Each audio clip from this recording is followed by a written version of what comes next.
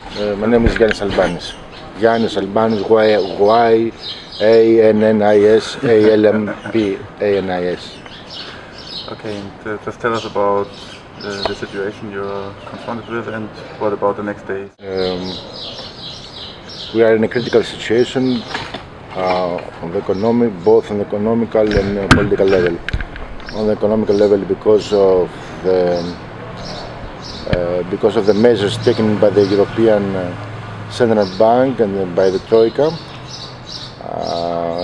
Greek economy is under siege.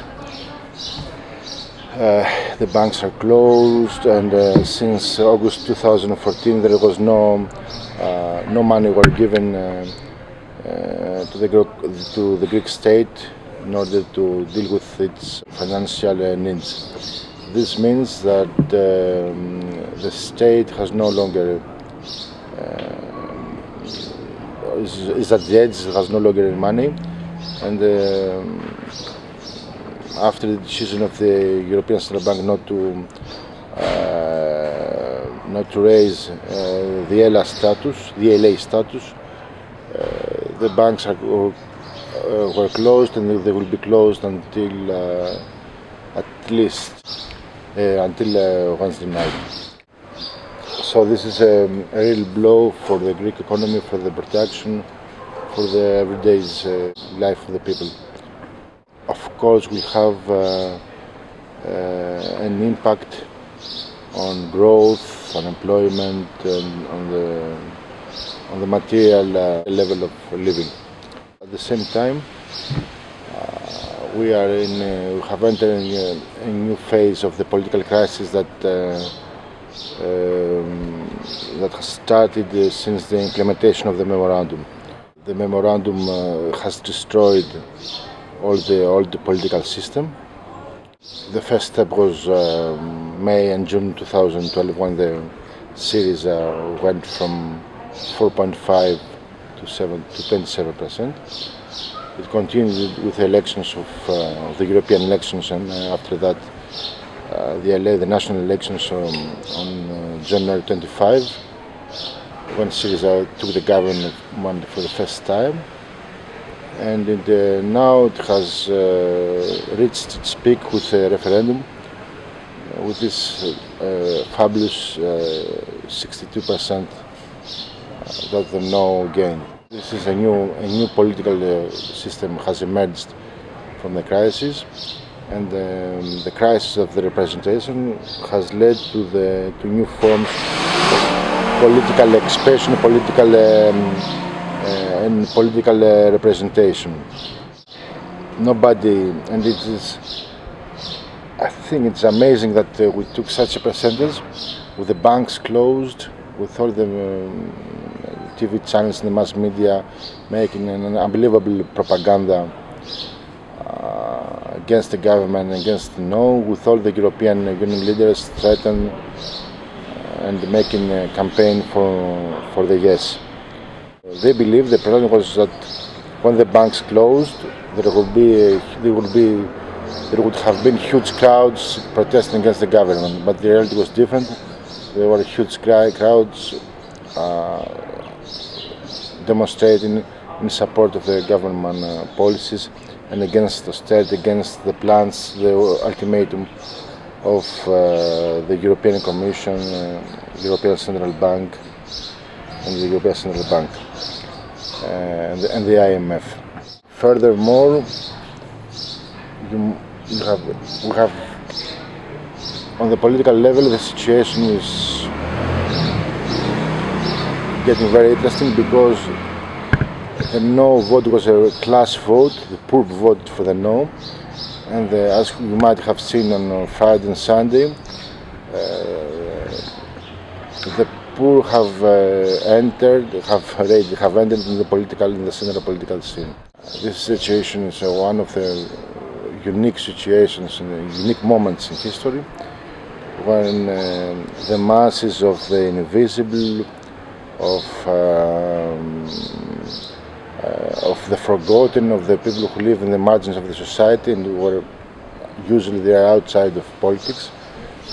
European politics are more or less upper middle class business, enter the scene, the political scene, and create a new political framework. What do you think about the process linked to this referendum related to the mobilization and the possibility of reopening? The referendum was the result of the failure of the negotiation. The government and Tsipras have tried very hard to make an agreement with the Europeans. The government has made many compromises, maybe too many compromises, and it has proved that the goodwill to make an agreement. But the other side didn't want any compromise, didn't want any real, let's say, positive agreement. They wanted unconditional surrender.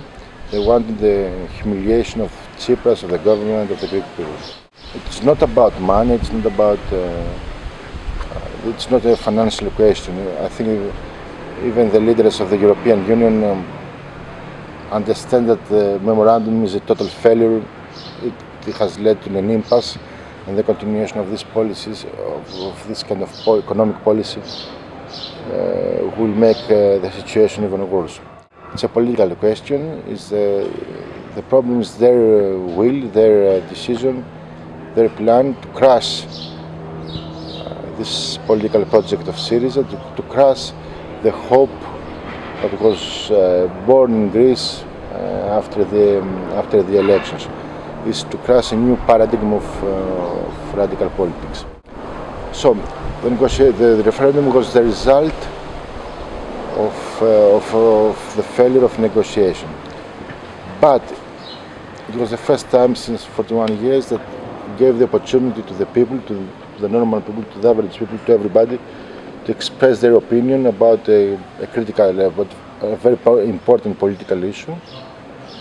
And it was the first time since the gates that the people were allowed to enter to the front face, to the central political scene.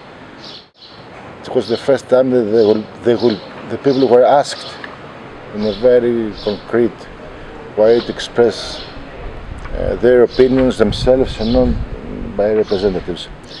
And the people grabbed the opportunity, they took the opportunity, and they expressed themselves. They expressed their thoughts, their feelings, their hopes, their fears against all odds, against the media, against bourgeois politics, against terror. And this new democratic space opened and led automatically to the emerge of a new kind of class politics. You open a democratic framework, and the poor and the excluded have entered the scene. And you might have seen that in all the popular neighborhoods, and all the young and the poor and the unemployed have massively voted for the no in very big numbers. So for once again we have this we have seen this link between democracy and let's say and class politics and the politics of the poor and the emergence of those who are forgotten by the normal, let's say, dominant policies all these decades. It's a very interesting phenomenon because the people went to the rally and mobilized and discussed, people who have never been involved in politics. And I have to say, the process was not confined only in the rallies. This is we live in a massive wave of politicization of the society. People discuss in the bus, in the metros, in the neighborhoods, in the shops, with social media, in the houses. Everybody discussed about the referendum. Everybody took position. Nobody was neutral. Everybody discussed about politics now. Of course, there's a big uncertainty, but what can we expect the next days, the next month, the next years? I don't know what we should expect because I'm involved in this battle, so I cannot be, let's say, an objective observer, and you have to admit that all the so-called specialists of the public opinion, specialists of the media, specialists of the politics have failed, are nothing now. I can tell you what we are fighting for. We should continue to fight for the dignity of the people. We should continue to fight against poverty. We should continue to fight against austerity. We should continue to fight against the humiliation of this country, and most of all, we should continue to fight against fear, against blackmail, against the campaign of terror, and maybe against the worst enemy, which is this our inner voice, who call us to surrender against this inner voice, who have everybody's inner voice, who say this is a battle which is too much for you. You should go back home to the security of the everyday life, and to go to holidays, to go to the sea. And because you are a normal person, and normal persons cannot undertake such a duty.